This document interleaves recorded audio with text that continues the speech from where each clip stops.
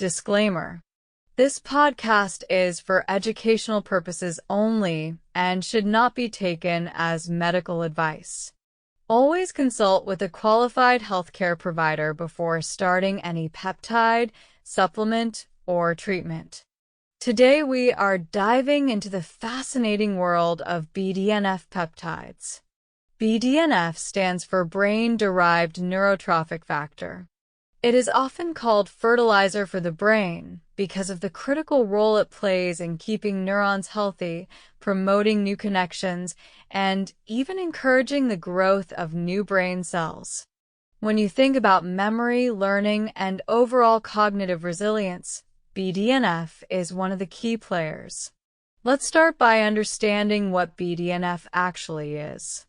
Bdnf is a protein naturally produced in the brain and nervous system. It belongs to a family of proteins called neurotrophins. These proteins are like messengers that support survival and communication between neurons. Higher levels of Bdnf are generally linked with better mood, sharper memory, and improved learning ability. Low levels of Bdnf, on the other hand, have been connected with depression, anxiety, neurodegenerative diseases, and cognitive decline. Now, you may be wondering how peptides fit into the picture. Researchers and peptide developers have been exploring ways to harness the effects of Bdnf using peptide therapy. The goal is to mimic or enhance the action of this powerful protein. Synthetic Bdnf peptides, or compounds that stimulate Bdnf release, are being studied to help with conditions ranging from Alzheimer's and Parkinson's disease to traumatic brain injury, stroke recovery, and even general cognitive enhancement. Let's go deeper into why Bdnf is so important. Imagine your brain as a dense forest with countless trees. The branches are neurons, and the connections between them are like pathways. Bdnf works like sunlight and water for that forest. It strengthens the branches, encourages new growth, and clears the way for stronger connections. Without enough Bdnf, those pathways can wither, leading to slower processing, weaker memory, and overall decline in brain performance. Studies show that Bdnf is particularly active in the hippocampus, cortex, and basal forebrain. These regions are crucial for learning, memory, and higher thinking. That is why so many researchers are excited about the possibility of using peptides to boost Bdnf levels. Imagine having a tool that could keep these brain regions healthy and more resistant to damage over time. One interesting area of research is how Bdnf peptides might influence mood. Depression is often linked with lower levels of Bdnf. Some antidepressant medications actually work in part by increasing Bdnf signaling. This raises the possibility that a direct approach with peptides could be even more effective, or at least serve as an additional tool for mental health support. Another important application is neuroprotection. Brain injuries, strokes, and chronic neurological diseases can all damage neurons and reduce communication between them. Bdnf peptides are being explored as a way to protect neurons, encourage repair, and stimulate regrowth where damage has occurred. It's like giving the brain a second chance to heal itself. Of course, there are also people who are interested in Bdnf peptides from a performance and longevity perspective. Cognitive decline is one of the most feared aspects of aging. If Bdnf levels can be supported or enhanced through peptide therapy, it could mean sharper memory, better problem solving, and even greater creativity well into later years of life. Biohackers and longevity enthusiasts are especially drawn to this possibility.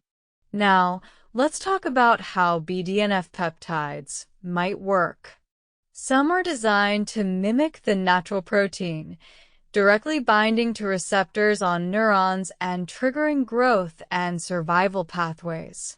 Others are not Bdnf itself, but are molecules that stimulate the brain to release more of its own Bdnf. Both approaches aim to increase signaling through a receptor called TRKB, which is the main docking station for Bdnf in the brain. Animal studies have shown that enhancing Bdnf signaling can improve memory performance, reduce anxiety behaviors, and even protect against the damage of neurodegenerative diseases. Early human studies are more limited, but results so far are promising. That said, most of these compounds are still in the research phase and not widely approved for clinical use. What about lifestyle and natural ways to boost Bdnf? This is where things get exciting. Exercise, particularly aerobic activity like running or cycling, is one of the strongest natural stimulators of Bdnf. Intermittent fasting and caloric restriction also appear to raise Bdnf levels. Certain foods and nutrients such as omega-3 fatty acids, curcumin, and even blueberries have been linked with higher Bdnf expression. Sleep quality, stress management, and mental challenges like learning new skills also play a role. So while peptides may one day become a powerful option, there are already many ways to support Bdnf naturally. When it comes to delivery methods for Bdnf peptides, researchers have faced challenges. Proteins and peptides can be difficult to deliver because they are easily broken down in the digestive system. That means oral supplementation may not be effective. Alternatives include injections, nasal sprays, or other delivery systems that bypass digestion and go straight to the brain or bloodstream. Nasal delivery, in particular, is gaining attention because it offers a direct route to the brain through the olfactory system. As with any peptide therapy, questions about safety and long-term effects remain. While boosting Bdnf sounds universally good, the brain is a delicate system. Too much growth factor at the wrong time or in the wrong place could potentially cause problems such as abnormal cell growth. That's why research is so important before wide use can be recommended. Let's take a moment to imagine what the future might look like if Bdnf peptide therapy proves successful. Picture a world where someone recovering from a stroke can regain speech and movement faster because their brain is healing more efficiently. Imagine Alzheimer's patients retaining memory and independence longer because their neurons are being protected and strengthened. Think about people under high stress or depression finding relief, not just through traditional medication, but with a therapy that rebuilds the very circuits of resilience in the brain. Beyond treatment, there is also the potential for enhancement. Students, professionals, and creatives might one day use safe, regulated Bdnf peptide therapies to sharpen focus, improve learning speed, and enhance creativity. Athletes might use them for improved reaction time and mental endurance. Of course, this raises ethical questions. Should these tools be available to everyone, or only for those with medical need? Where is the line between treatment and enhancement? Let's not forget the link between Bdnf and physical health.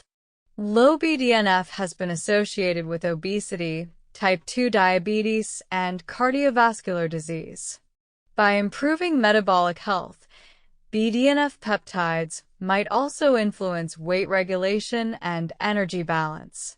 That could mean a dual role, supporting both brain and body.